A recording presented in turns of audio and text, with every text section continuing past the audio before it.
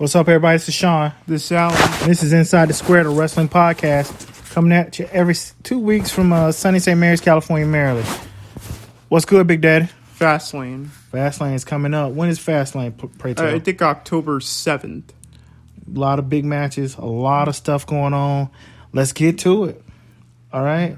It looks like Jade Cargill has wrestled her last match in AEW. Her last match was with Chris Statlander, which was awesome. And she put her over. Yeah.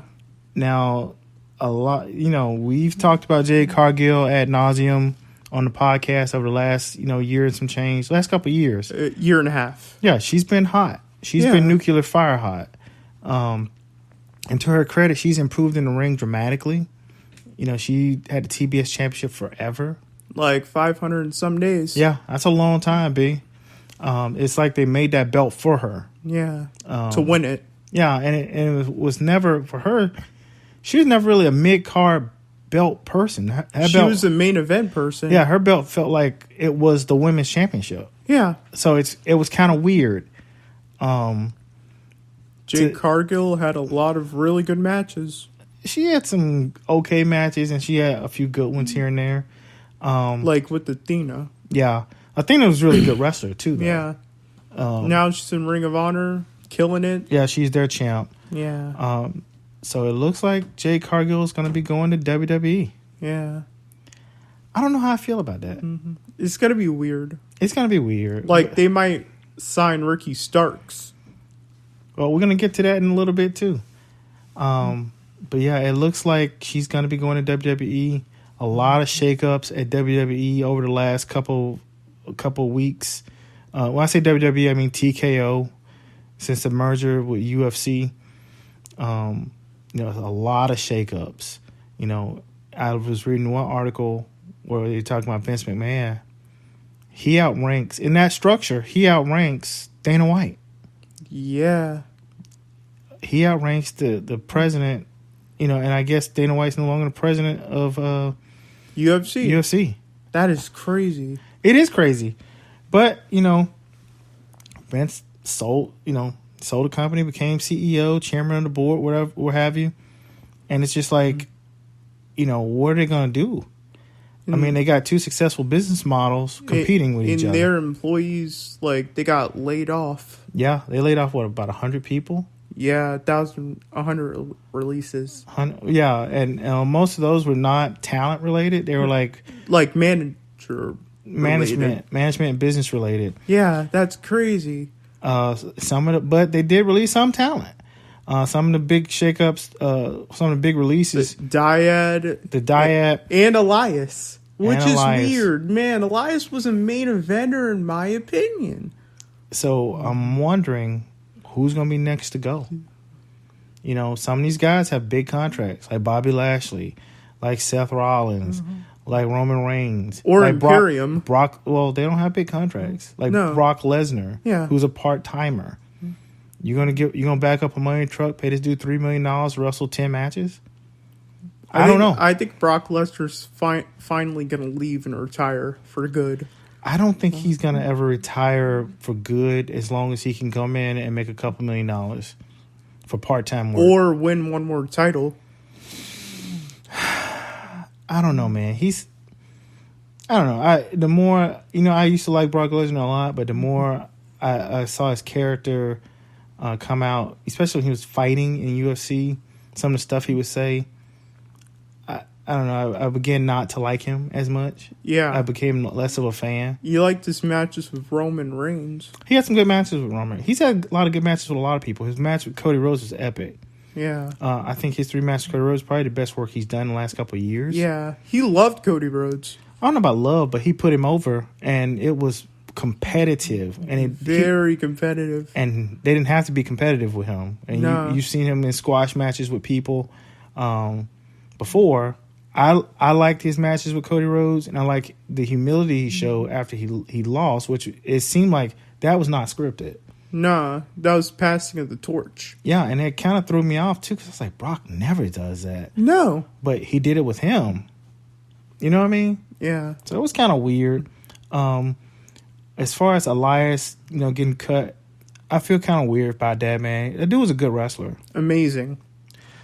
I wouldn't go amazing. Like, he should have had a mid-card belt, in my opinion. Yes, I agree with that. Yes, maybe the Intercontinental Championship or the United States Championship. I think his gimmick was he tried to be too much like some of the stuff he did was like The Rock used to do. Yes. But I think if he had done a little bit more stuff like the Honky Tonk Man, he could have had a title. Yeah, Honky Tonk Man was very popular because he was not only was he gimmicky, but he could wrestle. Yes, dude could go, man. And his record is already broken because of Gunther. Yeah, it got broken, but that dude is a Hall of Famer, man. Honky Tonk Man was an awesome wrestler. Yeah, never won the WWE Championship, but I'm telling you, man, he came from the AWA in the Memphis territory because he's Jerry Lawler's cousin. Yeah. Honky Tonk Man's Jerry Lawler's cousin. Yeah, but that dude could really wrestle. Yeah. People don't realize how great of a wrestler he was because they only think of his gimmick, Honky Tonk Man. But the dude, he could take bumps, he could sell stuff, and he was surprisingly athletic, which sounded kind of bad. Now I say it surprisingly. You know, he was athletic. Like, you already know someone made history. The Intercontinental Champion, Gunther. Yeah, Gunther made history. Good for him. He beat Chad Gable. That was a really competitive match. I think they wasted opportunity there. No, they didn't. No. Like they knew Gunther was going to break the record, and Chad Gable had no chance of winning at all. I think you're getting a little too caught up. The writers decide who, and the producers decide who holds on to those belts, man. Like, Jason Jordan screwed his best friend over. Well, I mean, you got to remember, too, those decisions that who holds the belt and stuff like that, that's more like a day-to-day operational thing. Yeah. And that's a Vince decision now. Yeah. So, not a Triple H decision no more. Well, we don't know that. Supposedly, Vince is only making minor changes here and there, but you know that's bullshit. Vince makes a lot of big decisions. Come on, his decisions are not bad than Triple H's. I liked it when Triple H was just running the show by himself. He was better at it. He made a lot of title changes. Not necessarily a lot of title changes, some brave title changes. Yeah. And he made, a crazy decision. Hey, let's stick with this guy. Let's stick with that guy or that girl. And I think that takes courage. And a lot of flexibility. Yeah. Speaking of flexibility, Impact Wrestling, they went to their 1,000th show. That's a lot. Bro, that's a ton. More than WWE. That's what in the Navy we would call a metric shit ton. Yeah. So they had a return of a lot of different legends. Awesome Kong. Gail Kim. One of my favorite wrestlers of all time, Mickie James.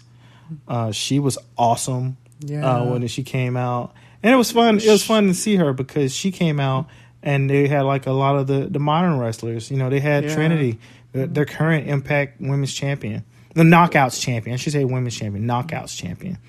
And they had Deonna Purrazzo. Yeah. I'm telling you, man, that was pretty cool to see that. It's like... Excuse our dog. It was... Yeah, sorry about that, guys. Thought we had an intruder in the house.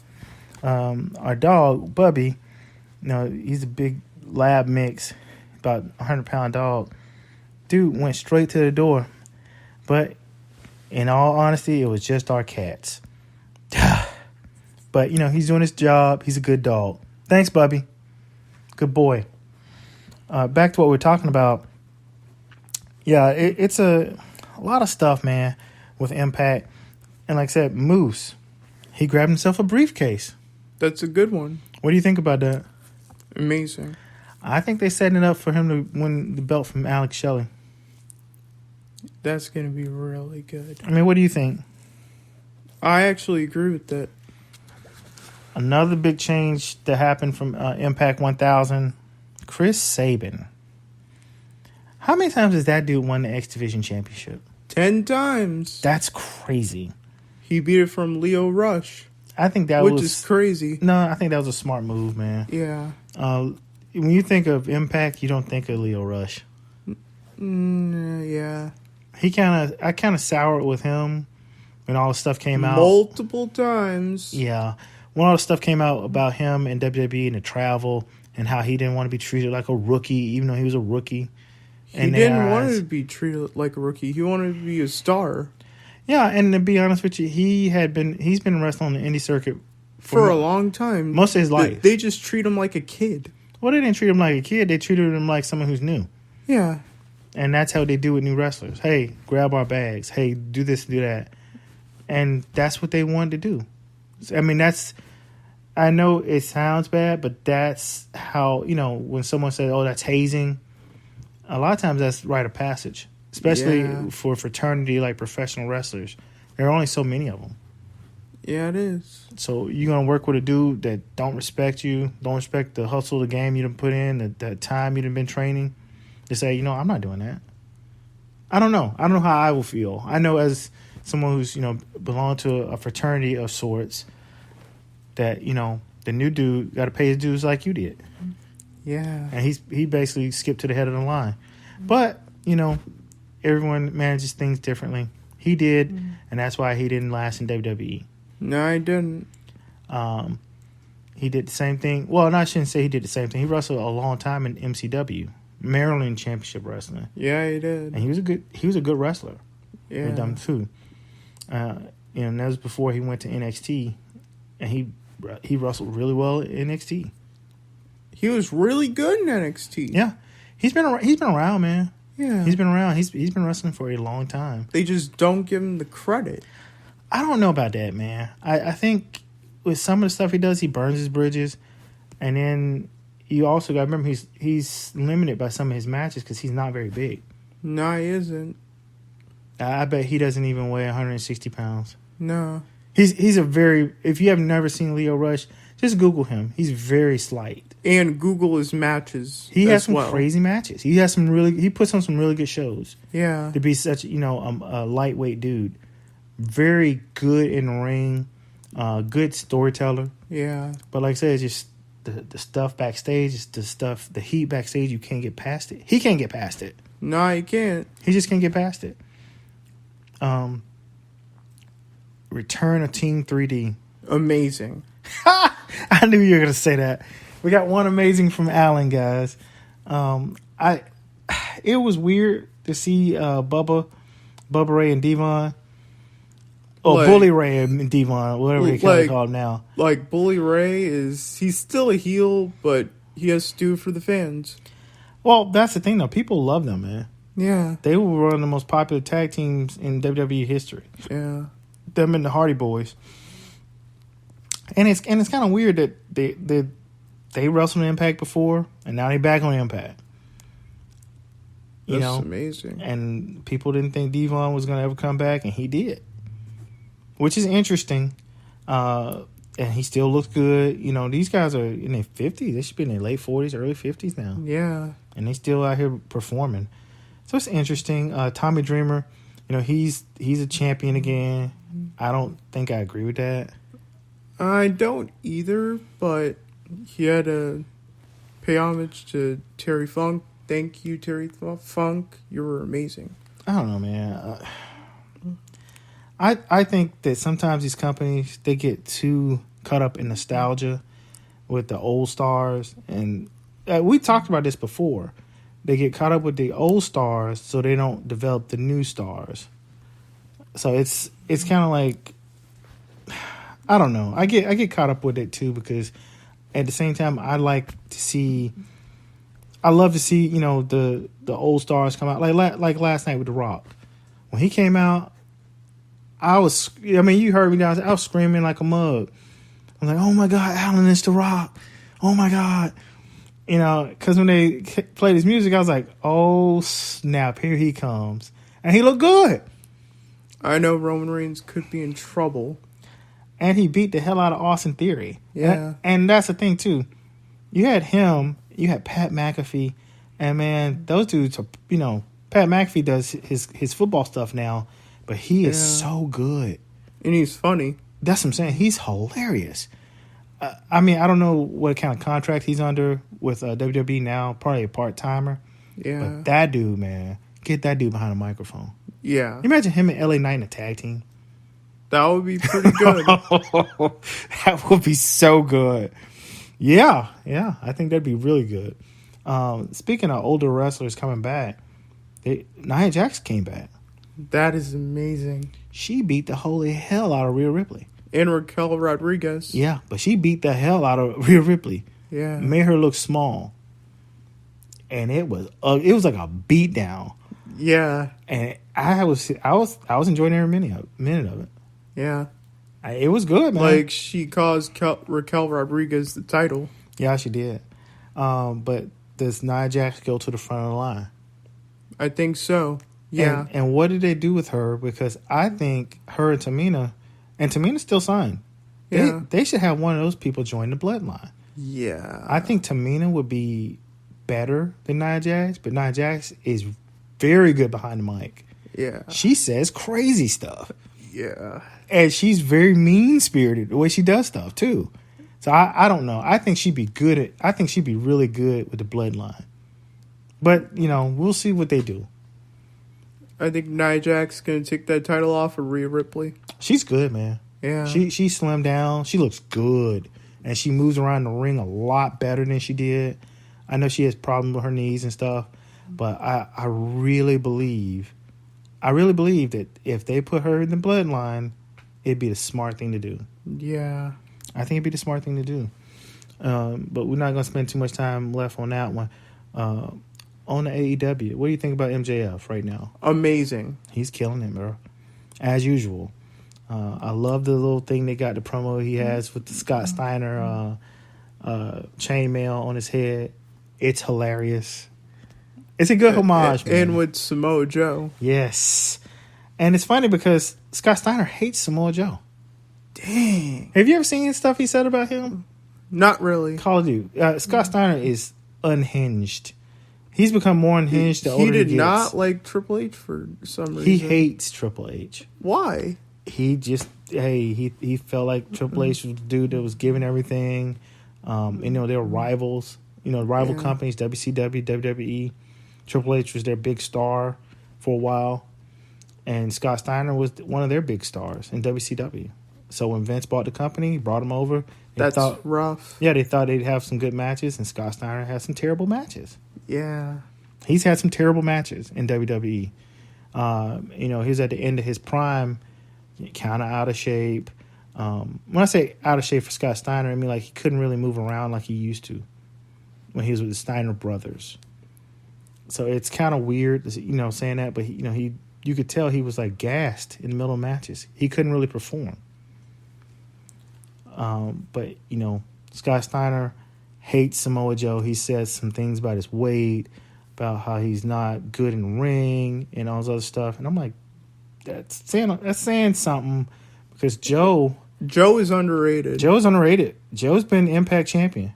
He proved Scott Steiner wrong. Yeah, dude's wasn't he Ring of Honor champ too? I think he was multiple times. Dude's really good. Joe is decorated. Amazing. Decorated. Dude is the real deal. I would just let him win that title, in my opinion. I don't know if I wouldn't take anything off MJF. But like I said, I think it's interesting that he chose Scott Steiner with the homage with that chainmail headpiece, because it's kind of funny, because like you think of the history of him, Scott Steiner and Joe, Scott Steiner and anybody, it's kind of like weird, because the dude went from, venerated freaking tag team champion, heavyweight champion, to just a crazy person. I wouldn't say crazy person. Let me back up. That's harsh language. He's a lot unhinged, man. His interviews go from 0 to 60 crazily. I mean, just unhinged, man. Yeah. And it's hard to see it, because I like Scott Steiner. The dude was one of my. He's still. I mean, he hadn't wrestled in a while, but he was fun to watch in his prime as a singles competitor. The dude had a lot of power. Him and his brother Rick were probably one of the best, most athletically gifted tag teams I'd ever seen. The Steiner brothers were ridiculous. They had their own version of the Doomsday device. They had the Steiner recliner. They had the Frankenstein. They were just incredible to watch. incredible to watch, man. But it's just hard to see. It's hard to see your the people you grew up with admiring get older, because a lot of times, once their athleticism and all the in-ring talent fades, it's just got a personality. And usually that personality is who they really are. Yeah. So it's hard, man, to see him how he is now compared to how, when I was growing up seeing him. Because I still got in my mind, that long-haired dude, him and his brother with the Letterman jackets coming out, destroying people. But, we live and learn. But, yeah, MJF, get back on track. MJF is awesome. I can't wait to see what they happen to him. Do you want to talk about Ricky Starks? Yes. Go for it, Big Daddy. Ricky Starks might be going to WWE pretty soon. Which is wild as hell. Absolute Ricky Starks might not be all extreme anymore. It's kind of bittersweet, man. The dude is good, really good, and I'm wondering if they're going to start him out. For the record, it's reported that he's in talks with WWE. Reported. Now, they said the same thing about Jade Cargill, and now they're saying she's about to be signed. Yeah. She wrestled her last match. And they're saying the same thing about Ricky Starks. I think he's too advanced to start out in NXT.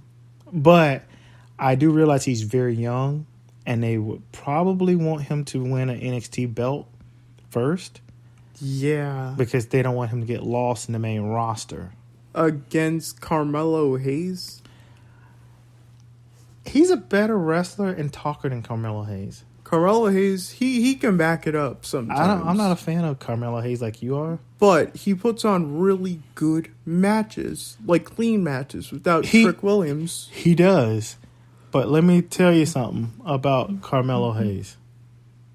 He's small. That you went low, Dad. Come on. I know. But he is small. Could you imagine him they'll put over some wrestlers who are tiny, like Finn Balor, like Dragunov. Like Dragunov is about 200 pounds. Yeah, 201. Yeah, he's pretty solid. But and he's built differently than Carmelo Hayes too. Yeah. But you'll see them put over certain wrestlers and they don't put over other wrestlers. If you catch my drill. It's going to be Dragunov versus Carmelo Hayes at No Mercy. And Dragunov's a really good professional wrestler. I think Carmelo Hayes, he might retain or Dragunov wins the belt. I mean, that's the only two options that can happen. Yeah. But back to Ricky Starks, I think he's leaving. I think he's gone. Yeah. I do. I think he's gone. I think it's going to be a sad day because they're losing two of their top young talents, Jade Cargill and Ricky Starks, because they're the future, man. They're the future. Whether you look at AEW or WWE, they're the future. In 5 years, people are going to want to see those people. Yeah. So it was fun while it lasted. I think they should have put a belt on Ricky Starks. Maybe he wouldn't have left so quick. But, TKO money is different than AEW money. They pay their stars different. They're on TV more. They're on the road more. They're doing more shows. I don't know, man. Tell us what you think. Hit us in the comments. Shoot us an email or something on Facebook or on Instagram. Follow our show. Subscribe to our show. Or drop a review on our show. You might get a T-shirt. Let us know. Hit us up. SeanDGraham@yahoo.com. Again, that's SeanDGraham@yahoo.com. Hit us up. You got anything left to add, Big Daddy? Roman Reigns in trouble with this title reign. I see it coming. The Rock's, he might dethrone him. He might.